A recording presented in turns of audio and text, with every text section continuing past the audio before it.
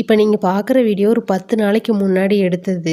என்னடா தென்னை மரத்துல தேங்காய் காய்ச்சிருக்கிறதெல்லாம் சுத்தி சுத்தி காட்டிட்டு இருக்கு இந்த பொண்ணுன்னு சொல்லி நினைக்காதீங்க. தென்னை மிளகு காய் ஊறுறதுக்கு முன்னாடியே வெயிட் தாங்க மாட்டாம மொத்தமா கொலையோட உடைஞ்சு கீழே விழுந்துரும். இதை தவிர்க்கிறதுக்காக கொலைய வந்து மேல் மட்டையோட சேர்த்து இழுத்து கட்டி வச்சுட்டோம் அப்படின்னா காய் அப்படியே கீழ் மட்டையில உட்காந்துக்கும். இதனால காய் நல்லா ஊறுற வரைக்கும் நமக்கு எந்த பாதிப்பும் இருக்காது. இதுக்காக தான் இழுத்து கட்டியிருக்கோம். எப்பவும் ஒரு விஷயத்த அடிக்கடி சொல்லிக்கிட்டே இருப்பேன். நம்ம ஒண்ணு நினைச்சு செஞ்சா அது ஒண்ணு நமக்கு தன்னால நடக்குதுன்னு சொல்லிட்டு அந்த மாதிரி தான் இப்பவும் நடந்துச்சு. பெரிய தென்னை மரங்கள் எல்லாம் அதிக பாதிப்பு இருந்தது கிடையாது. இந்த கன்னுகள வச்சு இப்போ ஒரு 5, 6 வருஷம் தான் ஆயிருக்கும். இப்போ தான் ஒண்ணொண்ணா வந்து பால போட ஆரம்பிச்சிருக்கு. இந்த மரங்கள்ல வந்துட்டு சிவப்பு கூன் வண்டு ஓட்டை போட்டிருந்துச்சு. அதெல்லாம் கிளீன் பண்ணி விட்டுட்டு மருந்து ஊத்தி வச்சிருந்தோம். சரி மரத்துல ஓட்டை இருக்கு. இதை வந்து அடைச்சு வச்சிடலாம்னு சொல்லிட்டு சிமெண்ட் போட்டு அடைச்சு வச்சோம். அப்பதான் இன்னொரு வண்டு வந்து மறுபடியும் இதை வந்து டேமேஜ் பண்ணாதுன்னு சொல்லி. இப்படி மரம் மொத்தமா கீழே விழுகுன்னு சொல்லிட்டு நாங்க எதிர்பார்க்கவே இல்லை. ஒரு சின்ன வண்டு கடி தான் எல்லாத்தையும் சுத்தப்படுத்தியும் இப்படி வந்து மொத்தமா மரம் விழுந்துரும்னு நாங்க எதிர்பார்க்கவே இல்லை. இத்தனை வருஷமா கண்ணும் கருத்துமா பாதுகாத்து வச்சிருந்துட்டு காய் எடுத்ததுக்கு அப்புறம் மரம் மொத்தமா சாஞ்சு விழுந்தது தான் தாங்கவே முடியல.